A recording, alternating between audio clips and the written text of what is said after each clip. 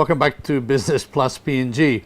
Our next segment this evening is on food security and food safety, and we spoke to the Managing Director of Compliance PNG, Daube Matatia, a food technologist, graduated out of Unitec, and we talked about how his business is looking at the issues of food security, sanitation, becoming a huge issue, I think, in Papua New Guinea, as we have more and more eateries, for example, in Moresby and Leh, and Daube's job is to try and encourage people to achieve good habits. And for those of you who have suffered from a bad dose of food poisoning and ended up with the regime of the antibiotics, the Flagyl and the Buscopan, we wish this young man and his business really great success in the future. Let's have a chat with Daube Matatia. What Compliance PNG Limited does. Firstly, thank you, Dave, and thank you for having me on the show. Compliance PNG, we're basically a third-party consulting agency. Okay. So basically, we're set up to help businesses, small to medium, even larger businesses, set up food safety systems, and basically food safety systems that are to be set up around what our PNG legislations and a little bit about your background first. Where do you come from? I assume that you graduated food technologist at Unitec, or tell me a little bit about there and where you've worked. I graduated from Unitec with a bachelor's in food technology. Okay. Straight out of college, went into the private sector. I'm actually still working in the private sector, and I've been to worked in a few industries since graduation for about close to 10 years now. Okay. Been in the industry for about 10 years, and so the reason for setting up Compliance PNG was that we saw industry was moving ahead, but there were other areas of the food industry that were kind of lagging behind, and that's part of the reason why. So the people you were working with were fine, but you were seeing out in the broader community issues. What were the issues you were seeing? I think the biggest issues we saw were in the public food, and when I say public food, I'm referring to kaibas and small shops around the corner shop that where you go normally have lunch. But it's not just there. I mean, we're in a tropical environment, so I guess it's in restaurants as well. Yes. Yeah. I'm basically starting at the bottom, and as you move up, the problems are always there, even in industries, for that matter. But the manufacturing industry is kind of progressing forward because one of the main reasons is because the companies and the businesses have the budget and have the capacity to set up. And they're obviously proper. These are ISO businesses. They're qualified.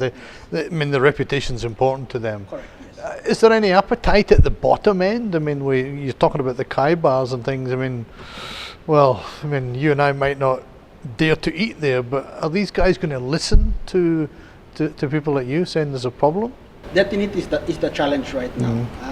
When we incorporated in 2014, we tried knocking on doors, and we started a top to bottom type of thing.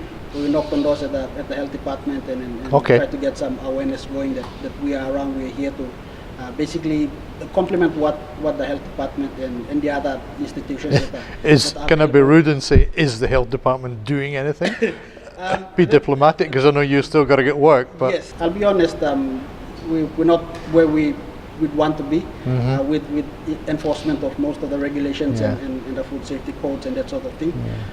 So there's still a lot of work that needs to be done where the health department is concerned.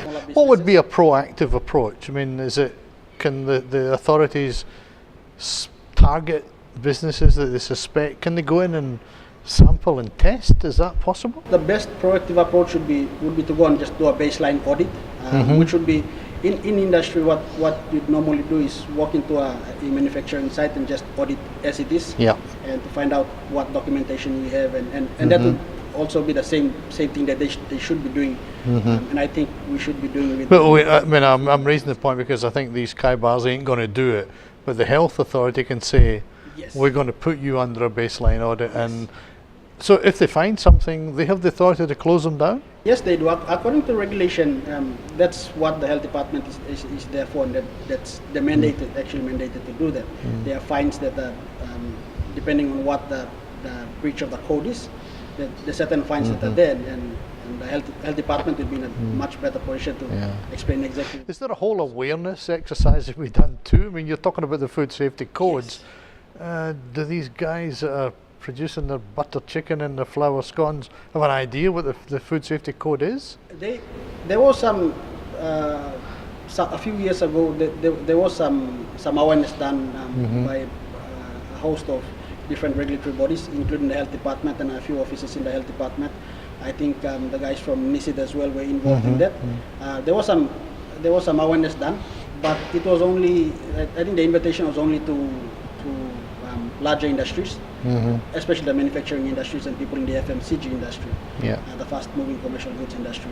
Not so much to the people who are the kaibas and the restaurants and that sort of thing, where the bulk of the population who are at risk, they actually eat from those establishments, and that's where we see the gap is, and I think more awareness needs to go out to them, for them to understand what the requirements are, and so that's part of the reason why compliance is here. Now we've actually got an awareness session next week, Monday. Okay, all right. And who's that for?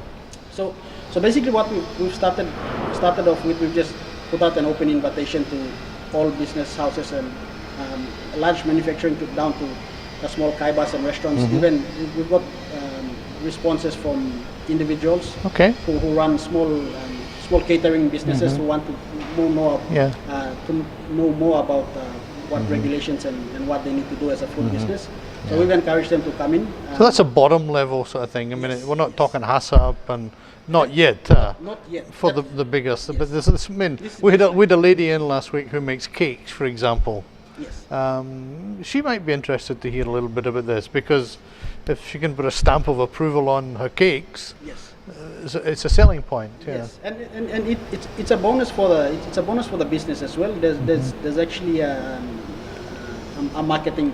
You can actually market the business based on having proper systems in place, food safety systems in place. So yes, we're talking baseline. Just we get the food safety code, and we try to tick all the boxes that are on the food safety code. All right, I think you need to give us some information at the chamber on your workshop. We can publicise that for you. And I mean, so how do people contact you?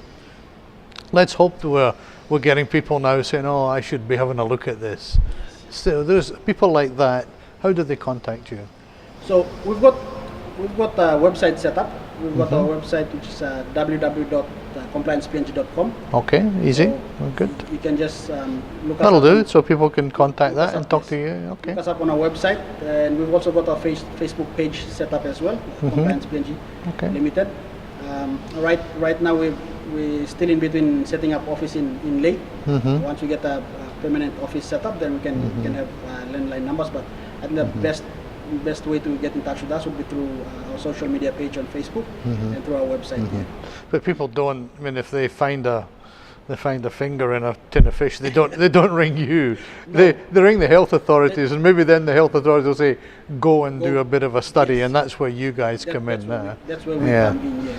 We've seen over the years the health authorities would go to a certain food establishment that's not really complying to what it's supposed to be doing, and then shut it down and then walk away. And that would be the end of the But there's story. another piece of business for you. You come in, say here was a problem, and then fix it up and get them going again. Help fix.